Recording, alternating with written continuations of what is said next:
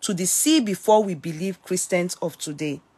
Many are the stories told of the sudden rise from rags to riches, but only few of those stories have the protagonist battling life and death each passing day, battling spirits and voices of evil.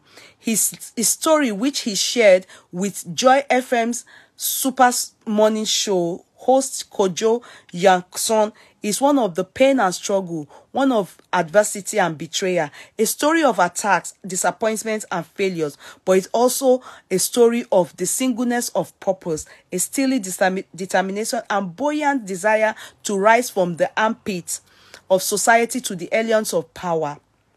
He was born into a broken home. Yeye had not been lawyer. Now waiting my Nigerian I see. Now here they take judge them. Freemason was written on the sword. Okay, Freemason was written on the sword. Okay, we'll look at that. I'm coming. He was born into a broken, that's the man's story I'm saying. He was born into a broken home to a single mother. He won his first battle at birth, and it was over death. His twin brother failed to make it, but that was only the beginning. He lacked many things at birth, including the love and protection of a father. Food to eat was a struggle. Education was a luxury. He had little or none for all that. He pushed trucks, sold chewing gums on the street to put food on the table.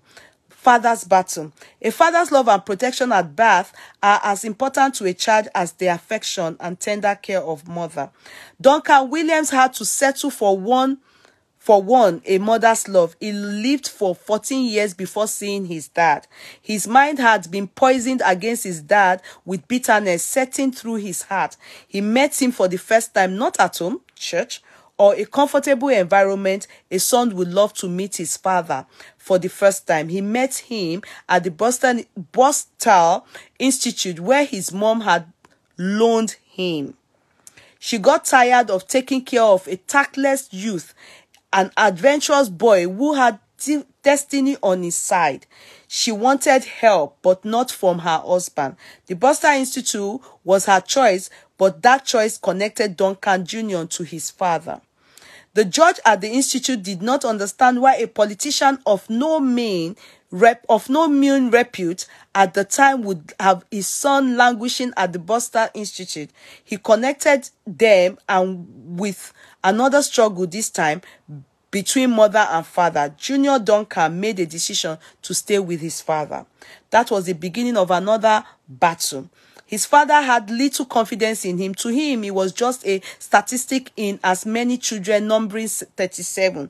Duncan Williams had a point to prove, a battle to win, and a father to convince. The dream at that time for every youth was a journey to America. But how do you go there when to eat in Ghana was even a problem?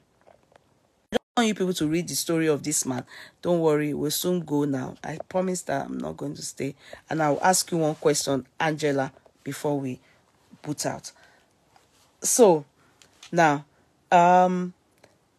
he possibly, Ghana was even a problem. He was neither qualified for a visa nor the money to apply for one. But Duncan Williams did not see problems.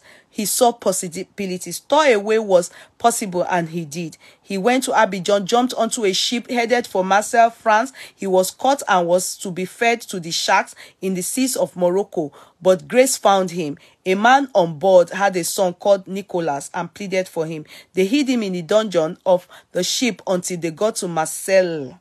He disembarked safely, worked at the port for a while, but got caught and repatriated to Ghana because he had no papers. That was painful enough to break the resolve of many men. But Nicholas was a man of sterner stuff, not easily broken by temporary failures life had to offer. Failures were pills of encouragement, a sunlight to a dark path of pain. His sight was set on a bigger reward. Few weeks in Ghana, Nicholas ran out of money and had to do another stowaway, this time to Israel, the land of promise. He went to Abidjan, went on his knee with a fervent prayer to God, asking God for a way in Israel. That too failed, and he was repatriated again. Failure now appeared to be him like a flag which he waved around. His dream and path for success. You see, this story is long, but I will quickly read to one point and just stop. He was testy. His dream and path for success was to make it in Europe. But God had other plans for him. His ways are not the ways of men. Whilst Duncan thought his breakthrough was in Europe, God had Ghana in mind for him. This was his place of destiny. Battle with spirit, shrines. Of all the battles in life, the spiritual battle is easily the most significant. It is always said that before anything of worth happens in the physical, it must be settled in the spiritual. Duncan Williams settled it in the spiritual realm, but sacrificed his fingers for it. Shengbo. He sacrificed his fingers for it. He was thirsty for success and visited a shrine for it. Shengbo, because that's the part I read that I wanted you people. He was turned away. The shrine man saw a bigger spirit living in the young man. He could not help. Duncan Williams was oblivious of the power he possessed and wondered in life at the time. At 20, something significant happened. At 20, something significant happened. Duncan Williams had nightmares, hallucination, and heard voices at home. Spiritual voices contending with the voice of truth, grace. He was captured by the spirit, instructed by it to light a candle and dip his hands into the burning flame. He obeyed without questioning, but with pain. His lips at the point were sealed until the pain had become unbearable. His fingers darkened in flames until they turned into ashes. His shouts attracted siblings who came and rushed him to Koriebu Hospital, where he was admitted for months. That was his break. He had a spiritual encounter with God on his bed at Koriebu Teaching Hospital, and everything changed. When grace finds you, it doesn't matter who or where you are. With no education but pidgin English to advertise, the young dreamer had a charismatic dream. Orthodox churches at the time were predominant. They were conventional and methodical. But Duncan Williams introduced a new church, Action Chapel International, which the youth identified with and which has become a cathedral of hope, a place of survival, a sanctuary to mend broken hearts and spirit. In all, he was broken and betrayed many times, but those were his path for success. The path to greatness is through betrayal. Archbishop Duncan Williams says, through betrayal, he was a voice of authority. The power of betrayal moves mountains and holds with him an unmatched favor from God. Today, he has churches littered around the world with memberships running into several thousands. He has a Dominion University training young pastors and giving education, which he barely had. He is a father to many, something he struggled to have. As he launches his book, Providence and Destiny, the Nicholas Duncan Williams story, and celebrates 60 years of birth and 40 years of championing charismatic mission, myjoyonline.com wishes him a happy birthday. You can see, you can read his story, his root. You can see the line. He's now pastoring people. So that man went to his school where I bet, this is what he hands over to when he nurtures you in the spirit, in the spiritual, and you take your sword and you go into the world and do great exploit.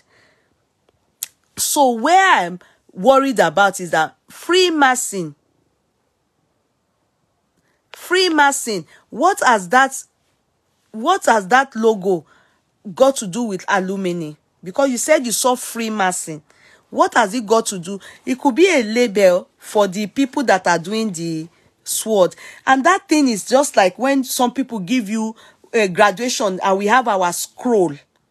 Different graduation, You know, you can have your scroll. Maybe in that school, when you are passing out and, you know, going into the world, they hand over a mantle. Some people, it may be the Bible. They hand over the sword to you to go into the world. If it's something that is secret cult, I don't think they will be letting all of us. They will be letting all of us see it. I hope I've been able to convince you people and not to confuse you. Because, Angela, somebody say it's like Nigerian pastors have shown you. Because everything you are saying now, I'm just trying to see. We've read this man's history. Freemason na alumni too. But Yeye, why is this sword, the alumni, why is it the same sword the alumni give to their members as well? Me, I don't know. You people that have seen alumni sword with sword with alumni. Me, I've never gone to read anything about alumni. Me, oh mon, boya, they give swords there. Do you understand? I don't know anything. What I don't have interest in, I don't read about it. The one that I have interest in, I read about it. You know, I needed to show you people that go and read the story about the man that made him, that added over the man to the school he went to, the school of discipleship he went to in Ghana, that this is, the thing. So I don't know yet. If you people have tangible, good reason, bring it. For now, you people's argument, I don't see any, it's not convincing. You understand? You have to give me some good, Freemasonry is a very secret. I don't know about that. Miriam, I don't know about that. It's you that is saying it. I don't know about it. You people that are saying, I don't know. So far for now, as we are praying, we are seeing the hand of God. We don't know all these things. I don't know. Maybe other people here know. I don't know. If I not see something, you not bring her. Go and bring the evidence and show us. You pray for people. So if me come, they say that you did secret cults and call. You understand? But I can't say that because I don't know if God is using you. You understand? So, for now, go and bring good reason. You understand? Go and bring good reason so that you can say to us that this is what you know, this is what, and show it to us. I grew up in Ghana and I heard a lot about him, including being challenged by water priest in Ghana. Again, I am not judging. He couldn't being challenged by water priest in Ghana. Again, I'm not judging. No. Okay, Regina, you said he was challenged by water priest. When you say was challenged, who was challenged? The Duncan Williams.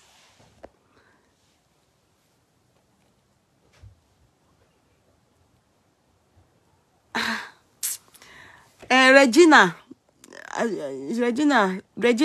who was being challenged? Is it the Duncan or Pastor Yeye?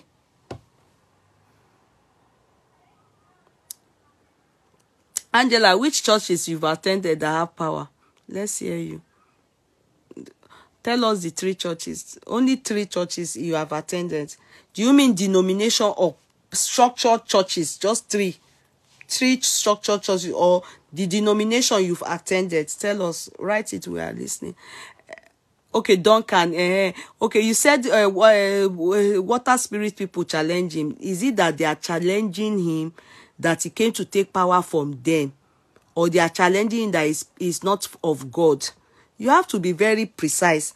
When you are giving us some things, evidence, or trying to say something to us, you have to prove it. Either send us a link so that we can read it with our eyes, or a video, or, you can't just tell us something and we take it. That's the problem. We can't tell me anything and I will just take it like that. You have to tell us. We have to see evidence of it, a proof. You can't be telling us anything like that. You just expect us to take it. They are saying it's not from God. Who are the people saying it? Who are the people? These water spirit people. Are they from God? Are they from God? Even Jesus Christ gone, many people said it's not from God. You don't know. Jesus Christ, many people said it's not for. Till they kill him like this.